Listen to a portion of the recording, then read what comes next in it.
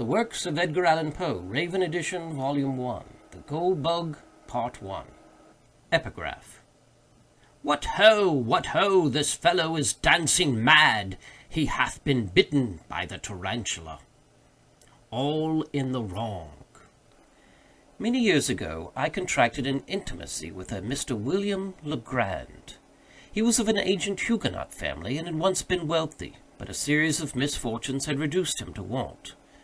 To avoid the mortification consequent upon his disasters, he left New Orleans, the city of his forefathers, and took up his residence at Sullivan's Island, near Charleston, South Carolina. This island is a very singular one. It consists of little else than the sea sand, and is about 3 miles long. Its breadth at no point exceeds a quarter of a mile. It is separated from the mainland by a scarcely perceptible creek oozing its way through a wilderness of reeds and slime, a favorite resort of the marsh hen. The vegetation, as might be supposed, is scant, or at least dwarfish. No trees of any magnitude are to be seen. Near the western extremity, where Fort Moultrie stands, and where are some miserable frame buildings, tenanted during summer by the fugitives from Charleston dust and fever, may be found indeed the bristly palmetto.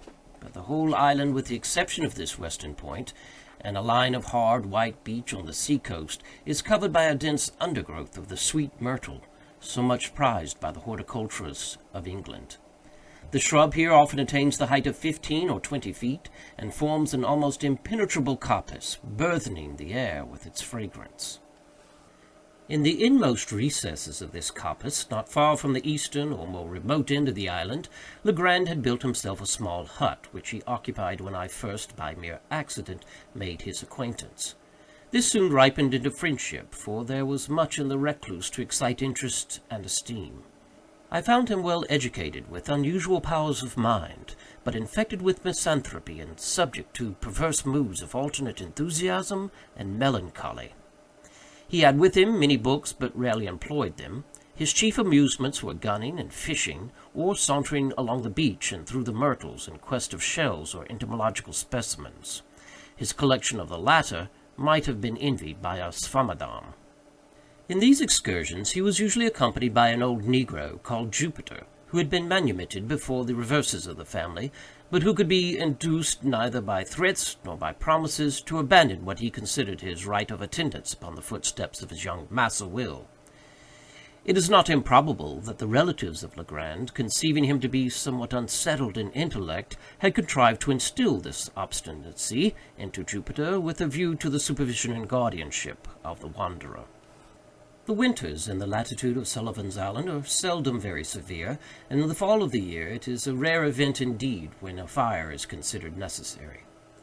About the middle of October, 18 there occurred, however, a day of remarkable chilliness. Just before sunset I scrambled my way through the evergreens to the hut of my friend, whom I had not visited for several weeks, my residence being at that time in Charleston, a distance of 9 miles from the island, while the facilities of passage and repassage were very far behind those of the present day. Upon reaching the hut, I rapped, as was my custom, and getting no reply, sought for the key where I knew it was secreted, unlocked the door, and went in. A fine fire was blazing upon the hearth. It was a novelty, and by no means an ungrateful one. I threw off an overcoat, took an armchair by the crackling logs, and awaited patiently the arrival of my hosts. Soon after dark they arrived, and gave me a most cordial welcome. Jupiter, grinning from ear to ear, bustled about to prepare some marsh hens for supper. Legrand was in one of his fits (how else shall I term them?)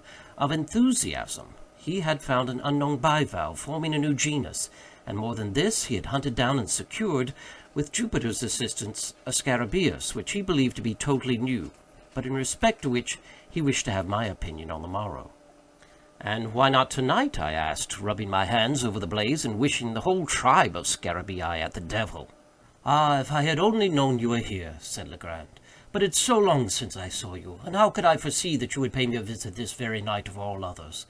As I was coming home, I met Lieutenant G from the fort, and very foolishly I lent him the bug, so it will be impossible for you to see it until the morning. Stay here to-night, and I will send Jup down for it at sunrise. It is the loveliest thing in creation." "What! Sunrise?" Nonsense! No, the bug. It is of a brilliant gold color, about the size of a large hickory nut, with 2 jet-black spots near one extremity of the back, and another, somewhat longer, at the other. The antennae are— "There ain't no tin in him, Massa Will, I keep tellin' on you," here interrupted Jupiter. "The bug is a goole bug, solid every bit of him inside and all 'cept him wing. Never feel half so heavy a bug in my life." "Well, suppose it is, Jup," replied Legrand, somewhat more earnestly, it seemed to me, than the case demanded. "Is that any reason for your letting the birds burn? The color," here he turned to me, "is really almost enough to warrant Jupiter's idea. You never saw a more brilliant metallic luster than the scales emit. But of this you cannot judge till tomorrow. In the meantime, I can give you some idea of the shape." Saying this, he seated himself at a small table, on which were a pen and ink, but no paper. He looked for some in a drawer, but found none. "Never mind," said he at length, "this will answer," and he drew from his waistcoat pocket a scrap of what I took to be very dirty foolscap, and made upon it a rough drawing with the pen. While he did this, I retained my seat by the fire, for I was still chilly. When the design was complete, he handed it to me without rising. As I received it, a loud growl was heard, succeeded by a scratching at the door. Jupiter opened it, and a large Newfoundland, belonging to Legrand, rushed in, leaped upon my shoulders, and loaded me with caresses, for I had shown him much attention during previous visits. When his gambols were over, I looked at the paper, and, to speak the truth, found myself not a little puzzled at what my friend had depicted. "Well," I said, after contemplating it for some minutes, "this is a strange scarabæus, I must confess. New to me, never saw anything like it before, unless it was a skull or a death's head, which it more nearly resembles than anything else that has come under my observation." "A death's head?" echoed Legrand. "Oh, yes. Well, it has something of that appearance upon paper, no doubt. The 2 upper black spots look like eyes, eh? And the longer one at the bottom like a mouth. And then the shape of the whole is oval." "Perhaps so," said I, "but, Legrand, I fear you are no artist. I must wait until I see the beetle itself, if I am to form any idea of its personal appearance." "Well, I don't know," said he, a little rattled. "I draw tolerably, should do it at least, have had good masters, and flatter myself that I am not quite a blockhead." "But, my dear fellow, you are joking, then," said I. "This is a very passable skull. Indeed, I may say that it is a very excellent skull, according to the vulgar notions about such specimens of physiology, and your scarabæus must be the queerest scarabæus in the world if it resembles it. Why, we may get up a very thrilling bit of superstition upon this hint. I presume you will call the bug Scarabæus caput hominis, or something of that kind. There are many similar titles in the natural histories. But where are the antennae you spoke of?" "The antennae," said Legrand, who seemed to be getting unaccountably warm upon the subject. "I am sure you must see the antennae. I made them as distinct as they are in the original insect, and I presume that is sufficient." "Well, well," I said, "perhaps you have. Still, I don't see them," and I handed him the paper without additional remark, not wishing to ruffle his temper. But I was much surprised at the turn affairs had taken. His ill humor puzzled me, and as for the drawing of the beetle, there were positively no antennae visible, and the whole did bear a very close resemblance to the ordinary cuts of a death's head. He received the paper very peevishly, and was about to crumple it, apparently to throw it in the fire, when a casual glance at the design seemed suddenly to rivet his attention. In an instant his face grew violently red, in another as excessively pale. For some minutes he continued to scrutinize the drawing minutely where he sat. At length he arose, took a candle from the table, and proceeded to seat himself upon a sea-chest in the farthest corner of the room. Here again he made an anxious examination of the paper, turning it in all directions. He said nothing, however, and his conduct greatly astonished me. Yet I thought it prudent not to exacerbate the growing moodiness of his temper by any comment. Presently he took from his coat pocket a wallet, placed the paper carefully in it, and deposited both in a writing-desk, which he locked. He now grew more composed in his demeanor, but his original air of enthusiasm had quite disappeared. Yet he seemed not so much sulky as abstracted. As the evening wore away, he became more and more absorbed in reverie, from which no sallies of mine could arouse him. It had been my intention to pass the night at the hut, as I had frequently done before, but seeing my host in this mood, I deemed it proper to take leave. He did not press me to remain, but as I departed he shook my hand with even more than his usual cordiality. It was about a month after this, and during the interval I had seen nothing of Legrand, when I received a visit to Charleston from his man, Jupiter. I had never seen the good old negro look so dispirited, and I feared that some serious disaster had befallen my friend. "Well, Jup," said I, "what is the matter now? How is your master?" "Why, to speak the truth, massa, him not so berry well as mought be." "Not well? I am truly sorry to hear it. What does he complain of?" "Dawd, that's it. Him never 'plain of nothing, but him berry sick for all dat." "Very sick, Jupiter? Why didn't you say so at once? Is he confined to bed?" "No, dat he ain't. He ain't fine nowhar. Dat's just where de shoe pinch. My mind has got to be berry heavy 'bout poor Massa Will." "Jupiter, I should like to understand what it is you are talking about. You say your master is sick. Hasn't he told you what ails him?" "Why, massa, 'tain't worth while for to get mad about de matter. Massa Will say nuffin at all ain't de matter with him. But den what make him go about looking dis here way wid he head down and he shoulders up and as white as a ghost, and den he keep a siphon all de time?" "Keeps a what, Jupiter?" "Keeps a siphon wid de figures on de slate, de queerest figures I eber did see. I's getting to be skeered, I tell you. Hab for to keep mighty tight eye upon him 'noovers. T'other day he give me de slip for de sun up, and was gone de whole of de blessed day. I had a big stick ready cut for to give him deuced good beating when he did come, but I's sich a fool dat I hadn't de heart arter all. He looked so berry poorly." "Eh, what? Ah, yes. Upon the whole, I think you had better not be too severe with the poor fellow. Don't flog him, Jupiter. He can't very well stand it. But can you form no idea of what has occasioned this illness, or rather this change of conduct? Has anything unpleasant happened since I saw you?" "No, massa, dey ain't been nuffin unpleasant since den. 'Twas 'fore den, I'm feared. 'Twas de berry day you was dere." "How? What do you mean?" "Why, massa, I mean de bug. Dere now." "The what?" "De bug. I'm berry sartin dat Massa Will been bit somewhere about de head by dat ghoul bug." "And what cause have you, Jupiter, for such a supposition?" "Claws enough, massa, and mouth too. I neber did see sick a deuce bug. He kick and he bite eberyting what come near him. Massa Will cotch him first, but had for to let him go again mighty quick, I tell you. Den was the time he must have got to bite. I didn't like the look of the bug mouth myself, nohow, so I wouldn't take a hold of him with my finger. But I cotch him with a piece of paper that I found. I wrap him up in the paper and stuff piece of it in him mouth. Dat was the way." "And you think, then, that your master was really bitten by the beetle, and that the bite made him sick?" "I don't tink nuffin about it. I knows it. What make him dream about the ghoul so much if it ain't cause he been bit by the ghoul bug? I's heard about dem ghoul bugs fore dis." "But how do you know he dreams about gold?" "How I know? Why, cause he talk about it in his sleep. Dat's how I knows."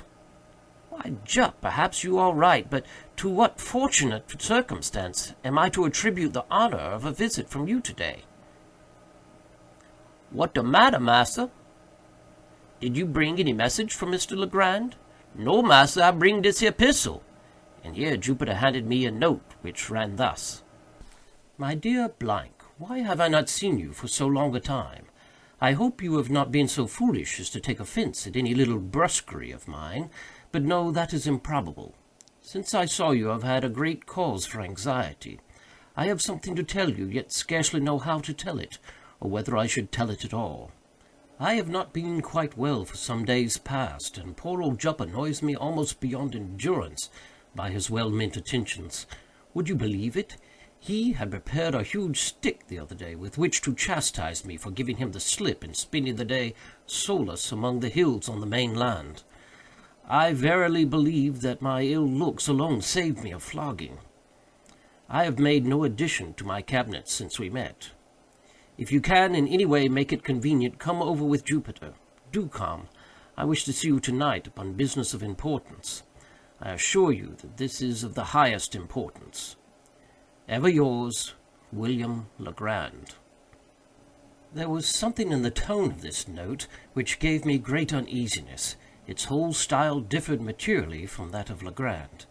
What could he be dreaming of? What new crotchet possessed his excitable brain? What business of the highest importance could he possibly have to transact? Jupiter's account of him boded no good.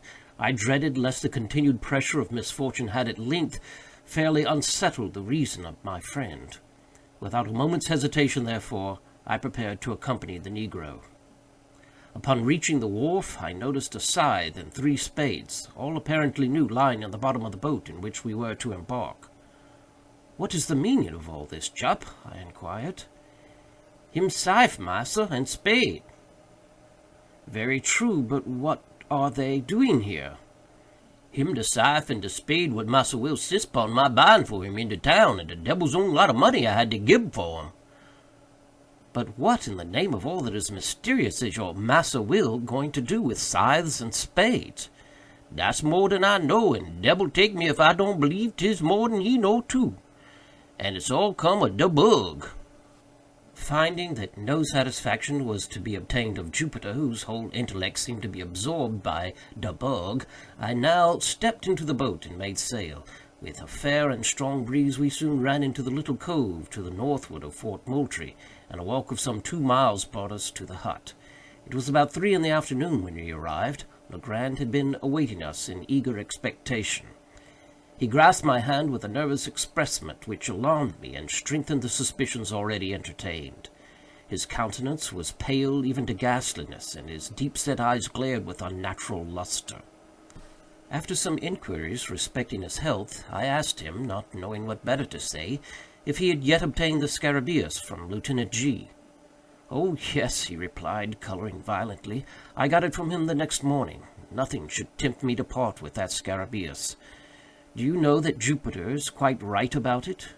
"In what way?" I asked, with a sad foreboding at heart. "In supposing it to be a bug of real gold," he said, with an air of profound seriousness, and I felt inexpressibly shocked. "This bug is to make my fortune," he continued, with a triumphant smile, "to reinstate me in my family possessions. Is it any wonder, then, that I prize it? Since fortune has thought fit to bestow it upon me, I have only to use it properly, and I shall arrive at the gold of which it is the index. Jupiter, bring me that scarabæus." "What, de bug, massa? I'd ruther not go for to trouble dat bug. You must get him for your own self." Hereupon Legrand arose with a grave and stately air, and brought me the beetle from a glass case in which it was enclosed.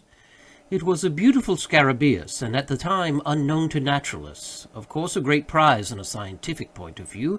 There were 2 round black spots near one extremity of the back, and a long one near the other. The scales were exceedingly hard and glossy, with all the appearance of burnished gold. The weight of the insect was very remarkable, and taking all things into consideration, I could hardly blame Jupiter for his opinion respecting it. But what to make of Legrand's concordance with that opinion, I could not for the life of me tell. "I sent for you," said he, in a grandiloquent tone, when I had completed my examination of the beetle, "I sent for you that I might have your counsel and assistance in furthering the views of fate and of the bug." "My dear Legrand," I cried, interrupting him, "you are certainly unwell, and had better use some little precautions. You shall go to bed, and I will remain with you a few days until you get over this. You are feverish, and—" "Feel my pulse," said he. I felt it, and, to say the truth, found not the slightest indication of fever. "But you may be ill and yet have no fever. Allow me this once to prescribe for you. In the first place, go to bed. In the next—" "You are mistaken," he interposed. "I am as well as I can expect to be under the excitement which I suffer. If you really wish me well, you will relieve this excitement." "And how is this to be done?" "Very easily. Jupiter and myself are going upon an expedition into the hills upon the mainland, and in this expedition we shall need the aid of some person in whom we can confide. You are the only one we can trust. Whether we succeed or fail, the excitement which you now perceive in me will be equally allayed." "I am anxious to oblige you in any way," I replied. "But do you mean to say that this infernal beetle has any connection with your expedition into the hills?" "It has." "Then, Legrand, I can become a party to no such absurd proceeding."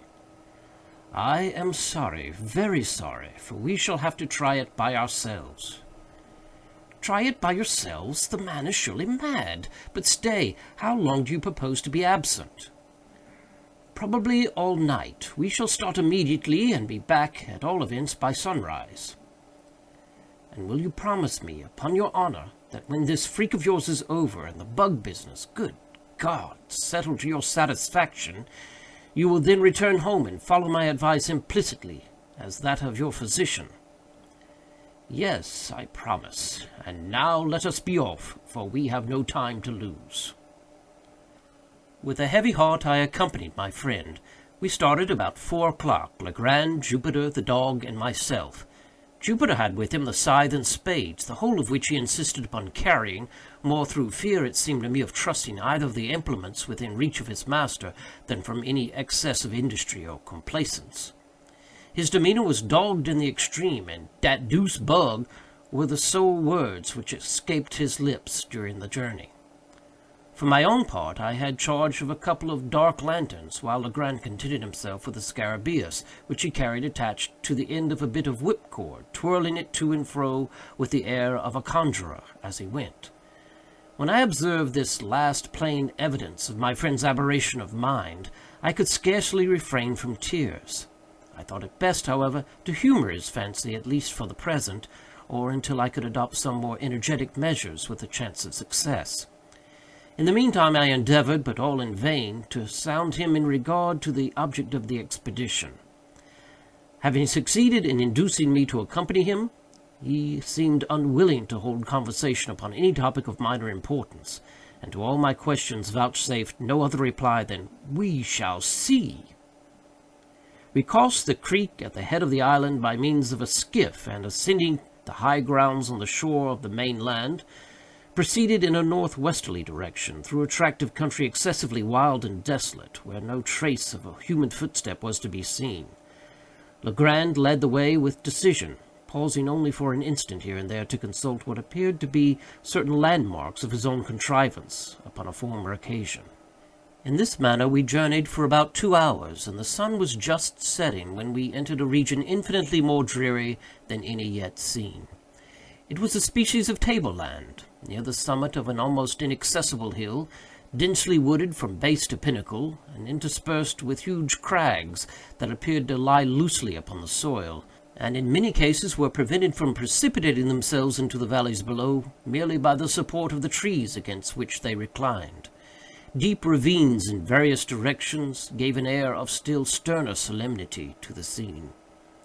The natural platform to which we had clambered was thickly overgrown with brambles, through which we soon discovered that it would have been impossible to force our way but for the scythe, and Jupiter, by direction of his master, proceeded to clear for us a path to the foot of an enormously tall tulip tree, which stood, with some 8 or 10 oaks, upon the level, and far surpassed them all, and all other trees which I had then ever seen, in the beauty of its foliage and form, in the wide spread of its branches, and in the general majesty of its appearance. When we reached this tree, Legrand turned to Jupiter and asked him if he thought he could climb it. The old man seemed a little staggered by the question, and for some moments made no reply. At length he approached the huge trunk, walked slowly around it, and examined it with minute attention. When he had completed his scrutiny, he merely said, "Yes, massa, jump climb any tree you ever see in your life." "Then up with you as soon as possible, for it will soon be too dark to see what we are about." "How far must go up, massa?" inquired Jupiter. "Get up the main trunk first, and then I will tell you which way to go. And here, stop, take this beetle with you." "De bug, Massa Will, de gold bug!" cried the negro, drawing back in dismay. "What for must tote de bug way up de tree? If I do—" "If you are afraid, Jup, a great big negro like you, to take hold of a harmless little dead beetle, why, you can carry it up by this string. But if you do not take it up with you in some way, I shall be under the necessity of breaking your head with this shovel." "What de matter now, massa?" said Jup, evidently shamed into compliance. "Always want for to raise fuss with old nigger. Was only funning anyhow. Me feared de bug. What care I for de bug?" Here he took cautiously hold of the extreme end of the string, and maintaining the insect as far from his person as circumstances would permit, prepared to ascend the tree. In youth, the tulip tree, or Liriodendron tulipiferum, The most magnificent of American foresters has a trunk peculiarly smooth, and often rises to a great height without lateral branches. But in its riper age the bark becomes gnarled and uneven, while many short limbs make their appearance on the stem. Thus the difficulty of ascension in the present case lay more in semblance than in reality. Embracing the huge cylinder as closely as possible with his arms and knees, seizing with his hands some projections, and resting his naked toes upon others, Jupiter, after one or two narrow escapes from falling, at length wriggled himself into the first great fork, and seemed to consider the whole business as virtually accomplished. The risk of the achievement was, in fact, now over, although the climber was some 60 or 70 feet from the ground. "Which way must go now, Massa Will?" he asked. "Keep up the largest branch, the one on this side," said Legrand. The negro obeyed him promptly, and apparently with but little trouble, ascending higher and higher until no glimpse of his squat figure could be obtained through the dense foliage which enveloped it. Presently his voice was heard in a sort of halloo. "How much further is Golfo go?" "How high up are you?" asked Legrand. "Ebber so fur," replied the negro. "Can see the sky from the top of the tree." "Never mind the sky, but attend to what I say. Look down the trunk, and count the limbs below you on this side. How many limbs have you passed?" "1, 2, 3, 4, 5. I done pass 5 big limb, massa, pon this side." "Then go 1 limb higher." In a few minutes the voice was heard again, announcing that the 7th limb was attained. "Now, Jup," cried Legrand, evidently much excited, "I want you to work your way out upon that limb as far as you can. If you see anything strange, let me know." By this time, what little doubt I might have entertained of my poor friend's insanity was put finally at rest. I had no alternative but to conclude him stricken with lunacy, and I became seriously anxious about getting him home. While I was pondering upon what was best to be done, Jupiter's voice was again heard. "Most feared for to venture upon dis limb berry far. 'Tis dead limb pretty much all the way." "Did you say it was a dead limb, Jupiter?" cried Legrand in a quavering voice. "Yes, massa, him dead as de door-nail. Done up for certain. Done departed dis here life." "What in the name of heaven shall I do?" asked Legrand, seemingly in the greatest distress. "Do!" said I, glad of an opportunity to impose a word. "Why, come home and go to bed. Come now, that's a fine fellow. It's getting late, and besides, you remember your promise." "Jupiter!" cried he, without heeding me in the least, "do you hear me?" "Yes, Massa Will, hear you ever so plain." "Try the wood well, then, with your knife, and see if you think it very rotten." "Him rotten, massa, sure enough," replied the negro in a few moments, "but not so berry rotten as mought be. Mought venture out leetle way pon the limb by myself, dat's true." "By yourself? What do you mean?" "Why, I mean de bug. 'Tis berry heavy bug. S'pose I drop him down first, and den the limb won't break with just the weight of one nigger." "You infernal scoundrel!" cried Legrand, apparently much relieved. "What do you mean by telling me such nonsense as that? As sure as you drop that beetle, I'll break your neck. Look here, Jupiter, do you hear me?" "Yes, massa. Needn't holler at poor nigger dat style."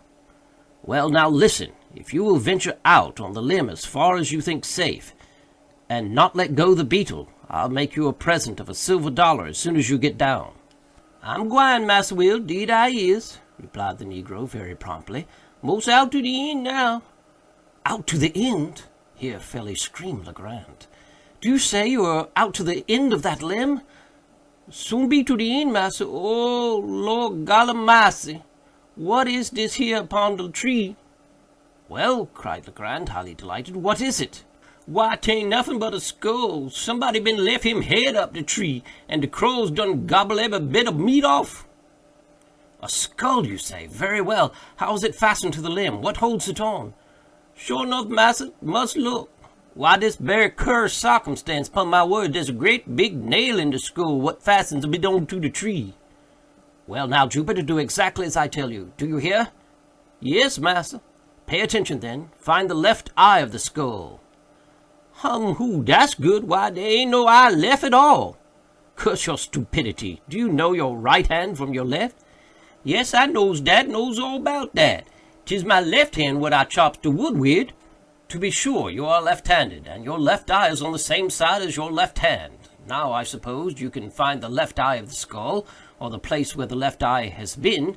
Have you found it?" Here was a long pause. At length the negro asked, "Is de lef eye of de skull pon de same side as de lef hand of de skull, too? Cause de skull ain't got not a bit of hand at all. Nebber mind, I got de lef eye now. Here de lef eye. What must do wid it?" "Let the beetle drop through it as far as the string will reach, but be careful and not let go your hold of the string." "All dat done, Massa Will. Mighty easy ting for to put de bug through de hole. Look out for him there below." During this colloquy no portion of Jupiter's person could be seen, but the beetle, which he had suffered to descend, was now visible at the end of the string, and glistened like a globe of burnished gold in the last rays of the setting sun, some of which still faintly illumined the eminence upon which we stood. The scarabaeus hung quite clear of any branches, and if allowed to fall, would have fallen at our feet.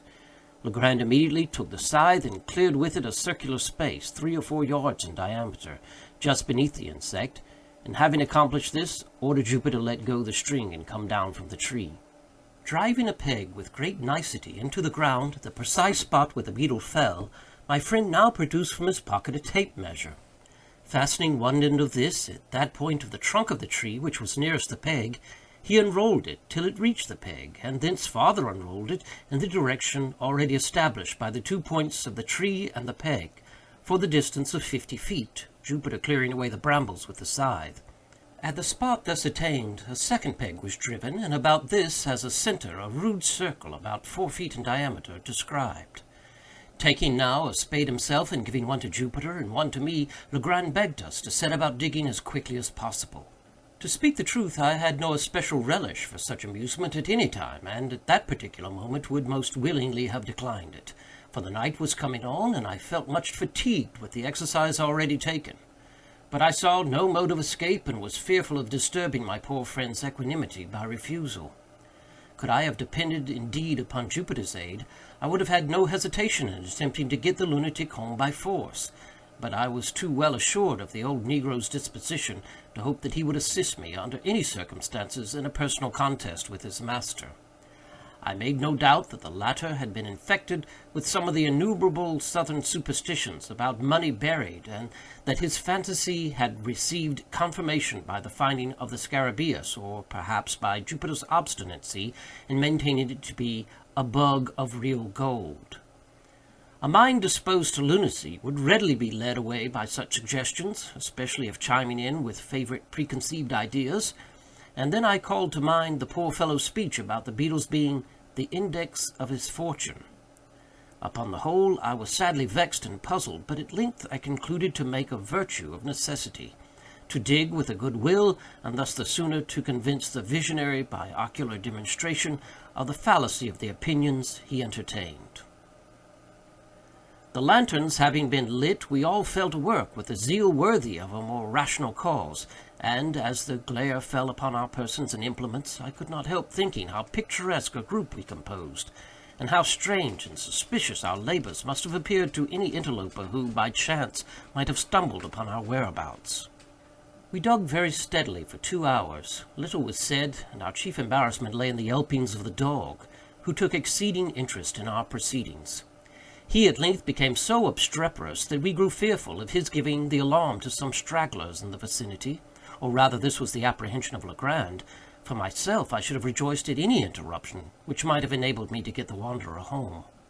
The noise was at length very effectually silenced by Jupiter, who, getting out of the hole with a dogged air of deliberation, tied the brute's mouth up with one of his suspenders, and then returned with a grave chuckle to his task.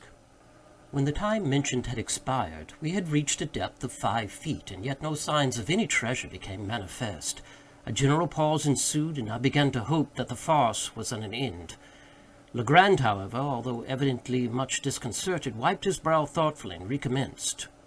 We had excavated the entire circle of 4 feet diameter, and now we slightly enlarged the limit, and went to the farther depth of 2 feet. Still nothing appeared. The gold seeker, whom I sincerely pitied, at length clambered from the pit with the bitterest disappointment imprinted upon every feature, and proceeded slowly and reluctantly to put on his coat, which he had thrown off at the beginning of his labour. In the meantime I made no remark. Jupiter, at a signal from his master, began to gather up his tools. This done, and the dog having been unmuzzled, we turned in profound silence towards home. We had taken, perhaps, a dozen steps in this direction, when, with a loud oath, Legrand strode up to Jupiter and seized him by the collar. The astonished negro opened his eyes and mouth to the fullest extent, let fall the spades, and fell upon his knees. "You scoundrel!" said Legrand, hissing out the syllables from beneath his clenched teeth. "You infernal black villain! Speak, I tell you!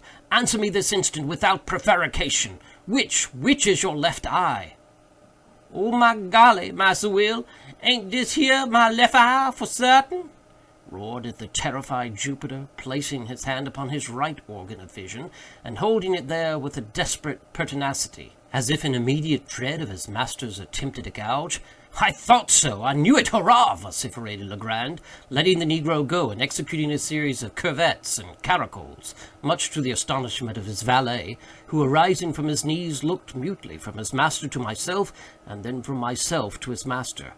"Come, we must go back," said the latter. "The game's not up yet," and he again led the way to the tulip tree. "Jupiter," said he, when he reached its foot, "come here. Was the skull nailed to the limb with the face outwards, or with the face to the limb?" "The face was out, massa, so that the crows could get at the eyes good, without any trouble." "Well, then, was it this eye or that through which you dropped the beetle?" Here Legrand touched each of Jupiter's eyes. "'Twas dis eye, massa, the left eye, jist as I tell you." And here it was his right eye that the negro indicated. "That will do. Must try it again." Here my friend, about whose madness I now saw, or fancied that I saw certain indications of method, removed the peg which marked the spot where the beetle fell, to a spot about 3 inches to the westward of its former position. Taking now the tape measure from the nearest point of the trunk to the peg as before, and continuing the extension in a straight line, to the distance of 50 feet, a spot was indicated, removed by several yards from the point at which we had been digging. Around the new position a circle, somewhat larger than in the former instance, was now described, and we again set to work with the spades. I was dreadfully weary, but scarcely understanding what had occasioned the change in my thoughts, I felt no longer any great aversion from the labor imposed. I had become most unaccountably interested, nay, even excited. Perhaps there was something, amid all the extravagant demeanor of Legrand, some air of forethought or of deliberation, which impressed me. I dug eagerly, and now and then caught myself actually looking, with something that very much resembled expectation, for the fancied treasure, the vision of which had demented my unfortunate companion. At a period when such vagaries of thought most fully possessed me, and when we had been at work perhaps an hour and a half, we were again interrupted by the violent howlings of the dog. His uneasiness in the first instance had been evidently but the result of playfulness or caprice, but he now assumed a bitter and serious tone. Upon Jupiter's again attempting to muzzle him, he made furious resistance, and leaping into the hole, tore up the mould frantically with his claws. In a few seconds he had uncovered a mass of human bones, forming 2 complete skeletons, intermingled with several buttons of metal and what appeared to be the dust of decayed woolen. 1 or 2 strokes of a spade upturned the blade of a large Spanish knife, and as we dug farther, 3 or 4 loose pieces of gold and silver coin came to light. At sight of these, the joy of Jupiter could scarcely be restrained, but the countenance of his master wore an air of extreme disappointment. He urged us, however, to continue our exertions, and the words were hardly uttered when I stumbled and fell forward, having caught the toe of my boot in a large ring of iron that lay half buried in the loose earth. End of The Gold Bug, Part 1. Recording by Alwpoe on May 7th, 2011. alwpoe.com